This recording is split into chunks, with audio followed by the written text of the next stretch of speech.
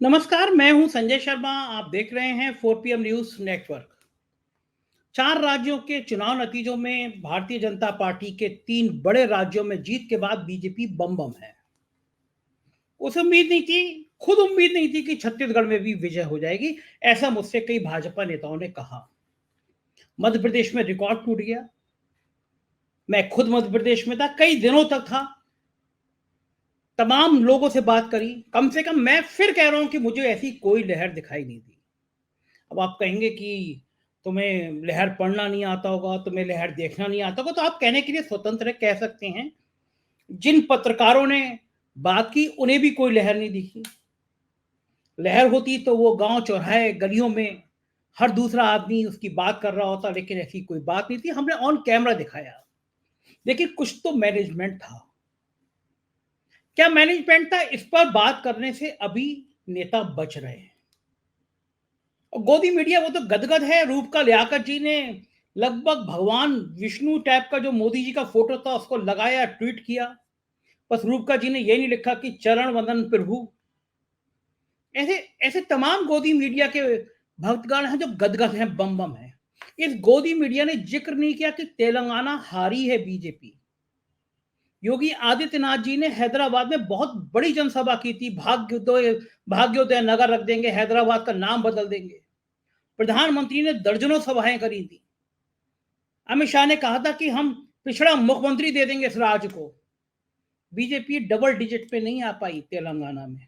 इसकी बात कोई गोदी मीडिया नहीं करेगा, और ये बात भी नहीं करेगा कि दक्षिण में 100 सवा 100 सीटें भारतीय जनता पार्टी के भविष्य पर ताला लटक गया है। तेलंगाना कांग्रेस के जीतने के बाद एक ऐसा राज्य जिसमें 4 महीने पहले कल्पना नहीं थी किसी ने, रिकॉर्ड वोटर से कांग्रेस जीती, लेकिन इसकी बात गोदी मीडिया कुछ नहीं करेगा। मध्य प्रदेश और राजस्थान में 2019 में लगभग सारी सीटें भाजपा जीती थी। एक सीट मध्य प्रदेश की छोड़ दीजिए, सारी सीटें बीजेपी जीती थी। तो क्या नतीजा हो जाएगा लोकसभा चुनाव में? कांग्रेस को जितनी सीटें मिली हैं, अगर उसको लोकसभा में अनुपात करेंगे तो पहले के मुकाबले में ज्यादा सीटें कांग्रेस जीत रही है, इन दोनों राज्यों से भी। और तेलंगाना 1.5 दर्जन सीटों वाला राज्य, उससे ज्यादा का राज्य तेलंगाना। संभावनाएं खत्म हो रही हैं, कर्नाटक में संभावनाएं खत्म हो रही है। इसे कोई विमर्श नहीं करेगा, करना भी नहीं चाहिए। ये उल्लास का दिन है, ये जीत का दिन है।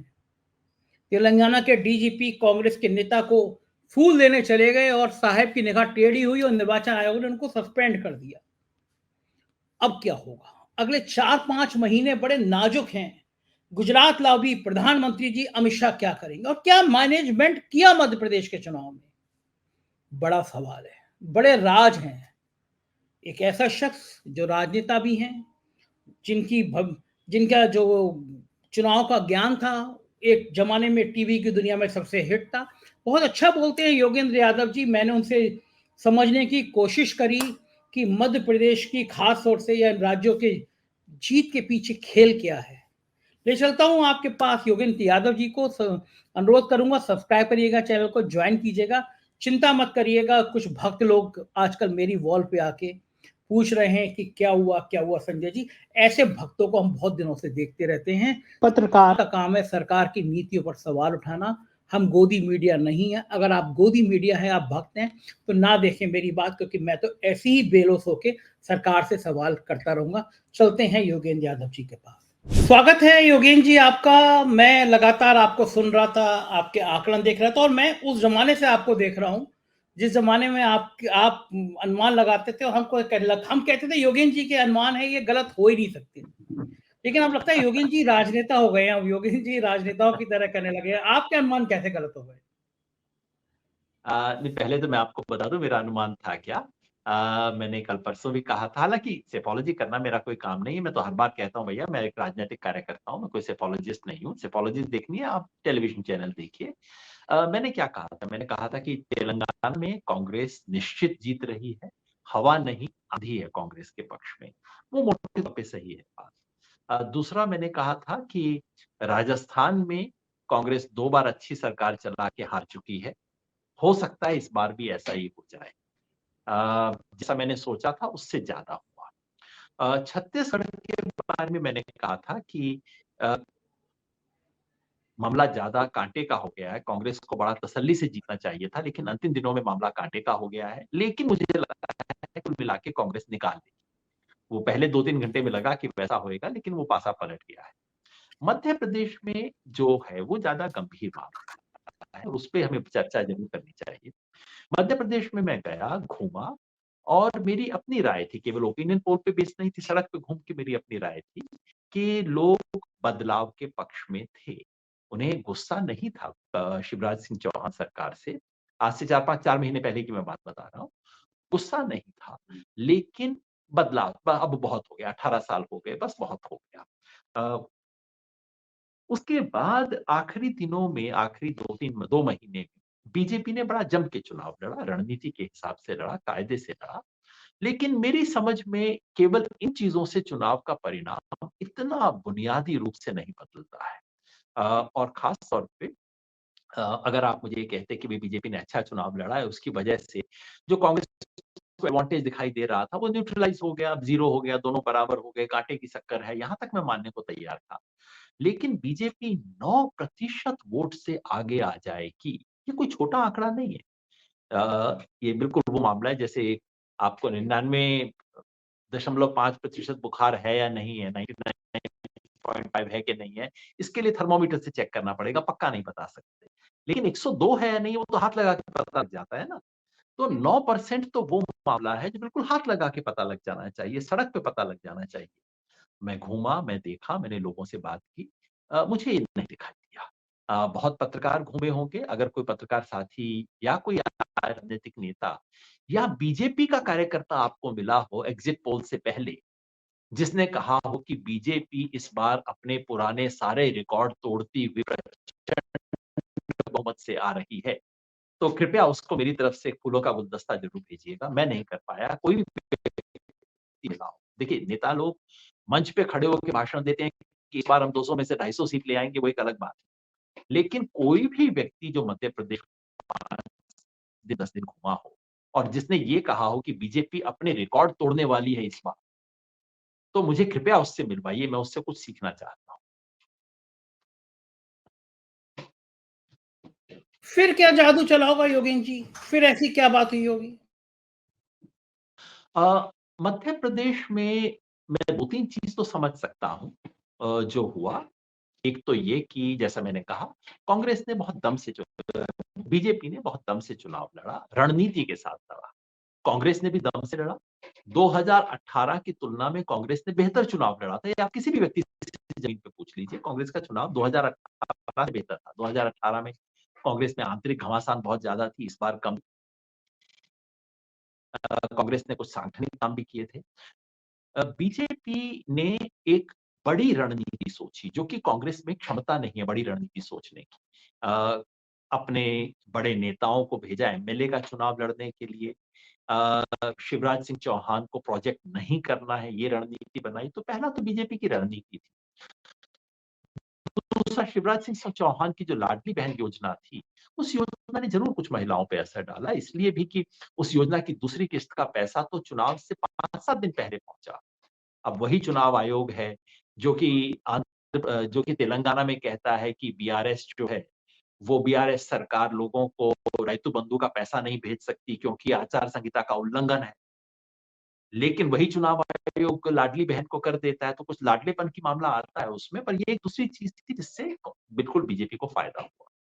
कांग्रेस की तरफ से जो 2 बड़ी कमी रही, मेरे विचार से पहला तो ये कि कांग्रेस के पास कोई बड़ा नैरेटिव नहीं था, कोई बड़ा सपना, क्या करेंगे? क्यों? आखिर कांग्रेस को वोट क्यों दें? बीजेपी जब भी चुनाव जीतती है, कोई बड़ा सपना दिखा के जीतती है। कांग्रेस के पास वो बड़ा सपना दिखाने को नहीं था और कमलनाथ जी के 15 महीने के मुख्यमंत्री जो काल है, उसकी याद ऐसी नहीं थी जो कि शिवराज सिंह जी के 18 साल के मुकाबले में बहुत चमकती हो कि भई देखा 15 साल में हमने ऐसी झलक देखी जो कि हम दोबारा देखना चाहते हैं, वो तो था नहीं।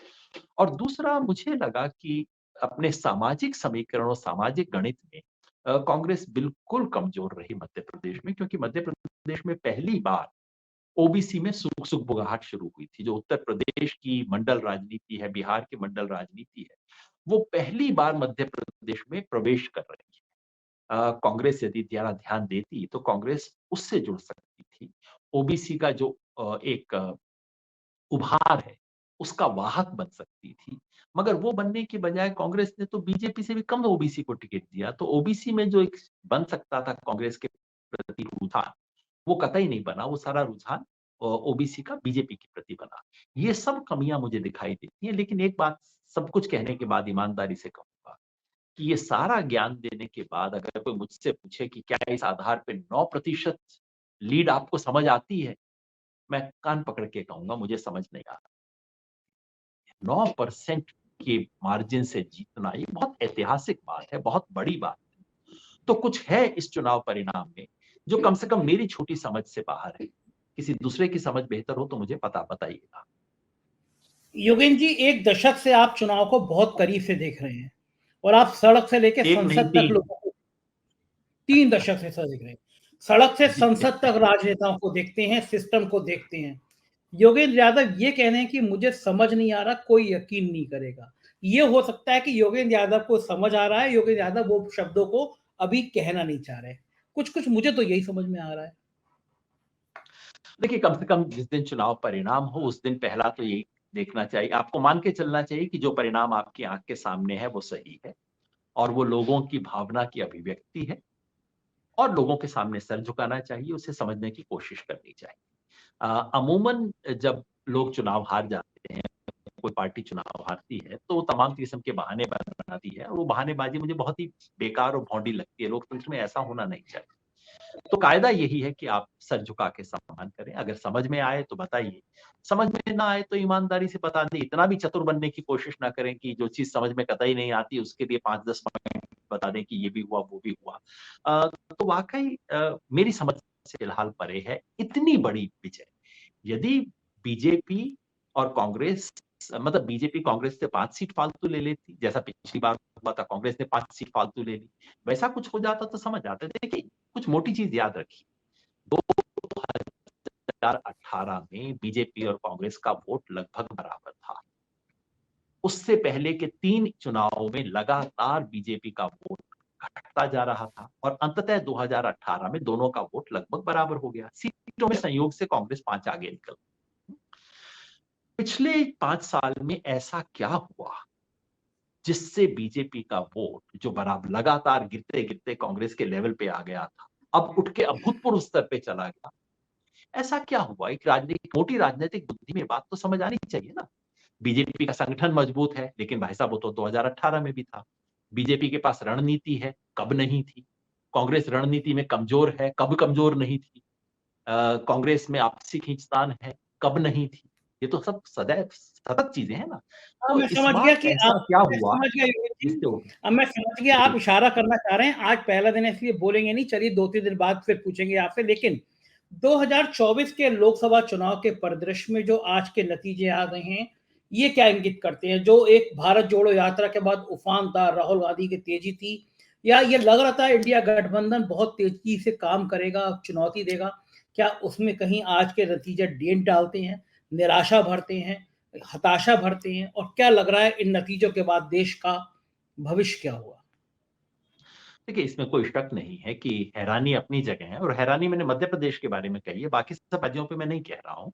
राजस्थान में मेरे को एक समझ है कि क्यों बीजेपी मतलब राजस्थान में कांग्रेस क्यों हारी, इसको समझना असंभव नहीं। और छत्तीसगढ़ में बहुत मेरे को इतनी समझ नहीं है, लेकिन समझ आता है। मध्य प्रदेश के बारे में मैं सचमुच हैरान हूँ, मैं कहना चाहता था। जो राष्ट्रीय राजनीति पे अगर आप सीधा गणित करें, तो कोई कह सकता है कि बहुत कोई फ़र्क नहीं है। आफ्टर ऑल इसमें आज जिन 4 राज्यों का चुनाव हुआ है, इनमें कुल 82 लोकसभा की सीटें हैं। पिछली बार बीजेपी को 65 थी, कांग्रेस को तो कुल जमा 6 सीटें ही थी और आज के चुनाव के बाद कांग्रेस की 6 के बढ़ के 15 के करीब पहुँच जाएँगी, क्योंकि तेलंगाना में सिर्फ 3 थी। आज के आधार पे कांग्रेस को 10-11 सीट तेलंगाना में आ जाएगी। तो आप आंकड़ों की दृष्टि से कह सकते हैं कि कांग्रेस तो मजबूत हुई है। आप ये भी कह सकते हैं कि कोई भी देश में 2024 का अनुमान लगा रहा था और सोच रहा था कि मोदी कैसे हारेंगे, तो वो कम से कम मध्य प्रदेश और राजस्थान के आधार पे तो अनुमान नहीं लगा रहा था। तो वो भी बात सही है कि मध्य प्रदेश, राजस्थान, गुजरात, छत्तीसगढ़ में कौन सोचता है कि बीजेपी को बहुत बुरी हार होगी लोकसभा चुनाव। मगर ये सब कहने के बावजूद सच ये है कि इससे मूड मिजाज में एक मायूसी आती है, सिर्फ कांग्रेस के लिए ही, उन तमाम लोगों के लिए जिसमें कम से कम मैं शामिल, जो सोचते हैं कि इस देश में सत्ता परिवर्तन अब अनिवार्य है, इसके संविधान को बचाने के लिए, देश को बचाने के लिए। उन लोगों के लिए झटका है, इसमें कोई इससे इनकार नहीं करना चाहिए इस सच से, और इसमें बहुत कुछ सबक है जो सीखने पड़े, और उसको जब अगर हम स्वीकार नहीं करेंगे तो फिर बार बार वही होगा जो कि आज हुआ है। विपक्ष को सीखना पड़ेगा। सबक इसमें विपक्ष की एकता के बारे में है। वैसे छत्तीसगढ़ और मध्य प्रदेश में हार के पीछे विपक्ष का बंटवारा नहीं था, लेकिन राजस्थान में इसका एक प्रमुख कारण विपक्ष का बंटवारा था। राजस्थान में सीपीएम और बीएपी दो पार्टियां थी जो कांग्रेस के बहुत नजदीक थी, जिनसे कांग्रेस का समझौता हो सकता था। पता नहीं क्यों नहीं हुआ, आज तक मुझे समझ नहीं आया कि ये क्यों नहीं हुआ, और उसकी वजह से सीधे 15 सीट का नुकसान हो चुका है कांग्रेस को। दूसरा, कांग्रेस का जो अपने भीतर चेंज कर सकने की जो क्षमता है, अब आप बीजेपी को देखिए, बड़े बड़े लोगों को ठिकाने लगा दिया, वसुंधरा राजे सिंधिया को एक नेता के रूप में प्रोजेक्ट नहीं होने दिया, शिवराज सिंह चौहान को सिटिंग चीफ मिनिस्टर को प्रोजेक्ट नहीं होने दिया।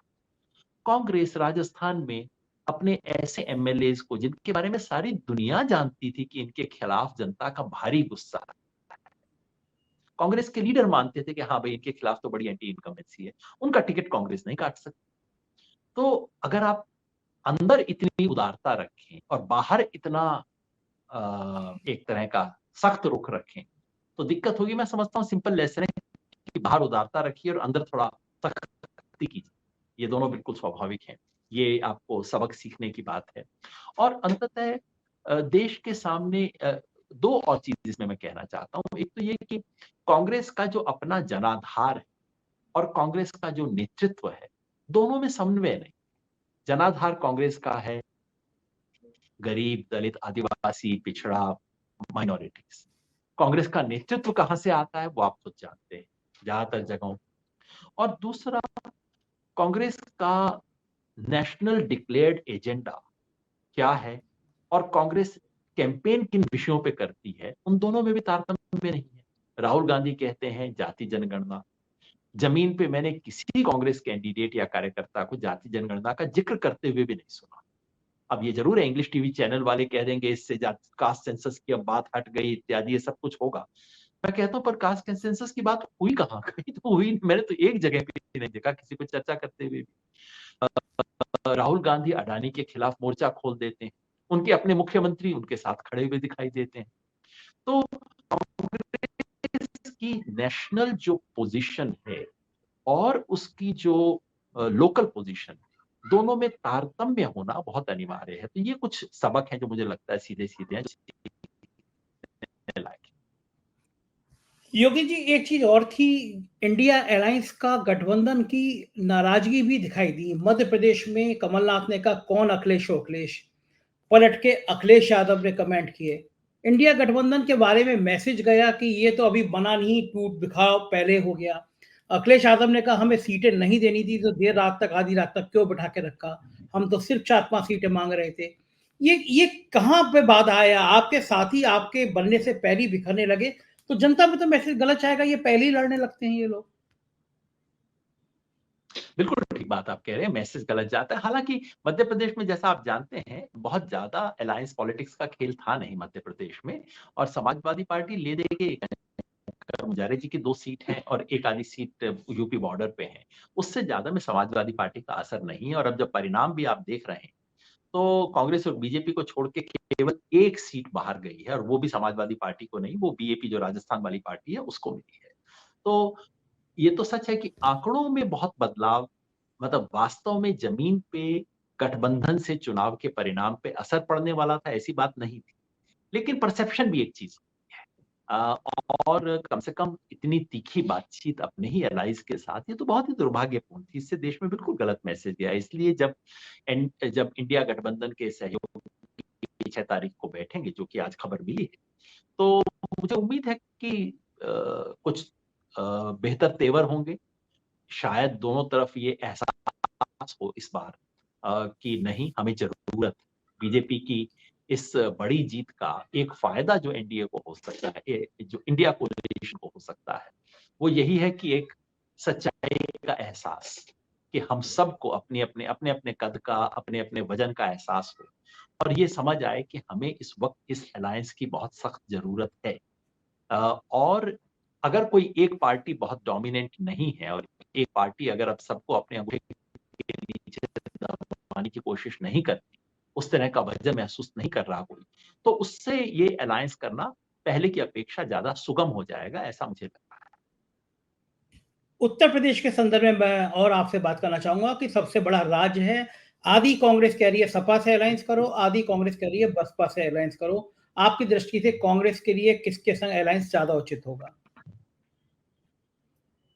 उत्तर प्रदेश के बारे में आपसे ज्यादा कौन जानता है, मैं क्या ज्ञान दूं आपको उत्तर प्रदेश के बारे में। सच ये है कि खाली सपा से करने या खाली बसपा से करने से काम नहीं चलेगा। पिछली बार सपा और बसपा दोनों ने अलायंस कर लिया था और फिर चुनाव बुरी तरह हारे थे। तो उत्तर प्रदेश में न सिर्फ एक बड़ा अलायंस चाहिए, बल्कि उस अलायंस के अलावा कुछ और चाहिए। जमीन पे सामाजिक गठबंधन चाहिए। उत्तर प्रदेश का जो दुर्भाग्य है वो ये है कि वहां पिछड़ों की और पिछड़े, दलित और अल्पसंख्यक की राजनीति तीन अलग दिशा में जाती है। जब तक इन तीनों को जोड़ा नहीं जा सकता, केवल पार्टियों के अनमने गठबंधन से काम नहीं चलेगा। उत्तर प्रदेश को कुछ बड़ा चाहिए, कुछ नया चाहिए, कुछ भिन्न फॉर्मूला चाहिए। तो अगर ये मामला हो गया कि भाई कांग्रेस पहले से तो थोड़ी मजबूत है, और मजबूत होने के नाते कांग्रेस एक दिशा में, सपा दूसरी दिशा में और बसपा तीसरी दिशा में, तो इससे बेहतर मौका तो फिर बीजेपी को कोई मिल ही नहीं सकता। फिर तो बीजेपी जितनी पिछली बार थी उससे भी बढ़ाने की सोचेगी। तो और कांग्रेस मैं तो इस कांग्रेस चुनने के के खिलाफ हूँ। एक सवाल हो, ये अगर मान लीजिए ये अलायंस नहीं होता है, किसी से भी अलायंस नहीं होता, कांग्रेस अकेले जाने का फैसला करती है उत्तर प्रदेश में, तो क्या होगा? मेरे ख्याल से बहुत समझदारी का फैसला नहीं होगा। कम से कम आज की स्थिति में तो अगर कांग्रेस अकेले लड़ती है, सपा अकेले लड़ती है, बसपा तीसरी तरफ अकेले लड़ती है, तो आप और मैं दोनों जानते हैं उसका परिणाम क्या होगा। जैसे मैंने कहा, फिर तो बीजेपी इनके सबके तीनों के घर एक एक मिठाई का डब्बा भेज देगी। इससे बढ़िया बीजेपी को और क्या चाहिए। तो आखिरी इसमें सवाल तो शिवेन जी, बिल्कुल ठीक बात है। मैं समझ गया, आप चाहते हैं कि एक गठबंधन बने जिसमें सपा बसपा कांग्रेस तीन इकट्ठे हो, आप चाहते हैं। आखिरी सवाल, क्योंकि आपको जाना है, तेलंगाना की जीत क्या संदेश देती है? कांग्रेस के लिए कितनी संभावना के द्वार खोलती है? अगर इन तीनों हिंदी पट्टी के राज्यों के परिणाम ये बताते हैं कि जीता जिताया इलेक्शन कैसे हारा जाए, तो तेलंगाना आपको बताता है कि हारा हुआ इलेक्शन कैसे जीता जाए। क्योंकि तेलंगाना का इलेक्शन हारा हुआ था। कांग्रेस 30% से नीचे उतर गई थी, और ऐसा लग रहा था अब कांग्रेस की वही गति यहाँ होगी जो कि बंगाल में हुई है, जो आंध्र प्रदेश में हुई है, जो बिहार में हुई है। लेकिन कांग्रेस ने एक नया अध्यक्ष चुना, नई ऊर्जा हुई, भारत जोड़ो यात्रा हुई, और जम के विपक्ष का काम किया सड़क पे आके, और जम के विपक्ष की भूमिका निभाई। तो अंततः जनता ने भी उसका सम्मान किया। खूब कॉस्ट कांग्रेस को पे करनी पड़ी उसके लिए, लेकिन अंततः जनता जो सड़क पे लड़ते हैं उनका साथ देती है। तो कांग्रेस के लिए और विपक्ष के लिए संदेशा स्पष्ट है। संसद को इतना देखना कम कर दीजिए, सड़क को देखना थोड़ा ज्यादा कर दीजिए। बहुत बहुत शुक्रिया योगेन जी, आपने समय दिया, हम आपका आभार व्यक्त करते हैं, और कुछ दिन बाद फिर पूछेंगे कि मध्य प्रदेश का वो राज आपको समझ आ गया कि नहीं। Thank you. आएगा तो बता। तो ये थे योगेंद्र यादव जी। आपने देखा, आप बताना नहीं चाह रहे थे, लेकिन क्या होगा भविष्य की गठबंधन की रूपरेखा, क्या कांग्रेस की रणनीति होगी, इस पर विचार करने की बात कही उन्होंने। 6 दिसंबर को इंडिया गठबंधन की बैठक बुलाई गई है। जाहिर है कुछ नया तो होगा ही होगा। देखते रहिए 4 PM, सब्सक्राइब करिएगा, कमेंट करिएगा, अपनी राय से अवगत कराइएगा। शुक्रिया, थैंक यू।